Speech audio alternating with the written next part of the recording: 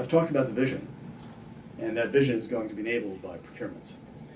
But let me get some specifics. So we have a program called NOAA, which has a number of small business and 8A small business contractors who have been pre-qualified to do technical work for NOAA. So when we go out to them and we have a quick competition, we already know that they can get the work done, the turnaround's a lot faster. So shortly, in early fiscal year 17, we're going to be awarding a new small business element of the NOAA program. Sometime between FY17 and FY18, we're going to be doing the work to put in place around FY19 or 20 what we call NOAA 2.0, which is going to be probably by then a replacement of the contractors that we have. It may very well include non-small businesses, some unrestricted awards, and it will build on all the lessons learned that we've had over these years in the NOAA enterprise. Before we get there, we'll be using NOAA as visibility into the requirements and the goings-on of IT across NOAA to implement our requirements under FITARA. So we'll be using NOAA as a means to get visibility into the details of what's actually being done under contract. And also making sure that we maintain our arms around all the work that people want to do in IT. Some other big things that are happening. In the world of cyber, we're going to be awarding a large cyber integrated operations contract, which will pull together a number of different contracts that we have right now that we use to both conduct cyber operations and manage cyber defense operations and manage the infrastructure we use for that, but combine that with all of the infrastructure refresh and infrastructure modernization. Right now, those are separate activities, but we're thinking of bringing them together. So we're taking a hard look at whether we can do that. It'd be something we pull together in FY17, and maybe by FY18, have that on the street. In addition to a single award that consolidates a lot of cyber work that we do today through different contracts, we hope to possibly have an element where cyber as a service, which a lot of firms now offer, might be integrated into that requirement. So that's coming up in FY17.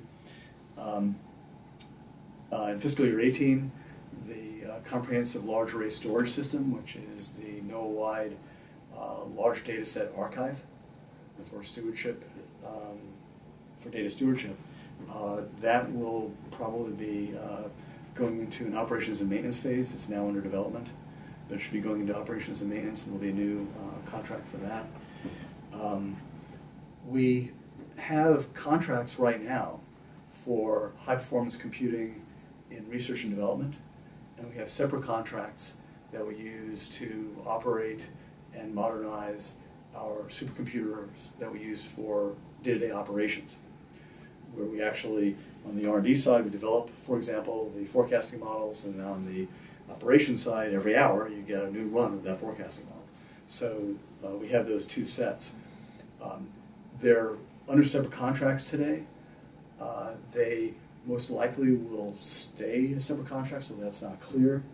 But what is clear is that between now and fiscal year 19, what NOAA will be developing is a unified strategy, so that whatever contracting we do on the research and development side and on the operations side will be with a single approach, as opposed to what do we want in the research community, what do we need in the operations community, and today those two communities talk, but we don't have a single strategy that governs the acquisition of both.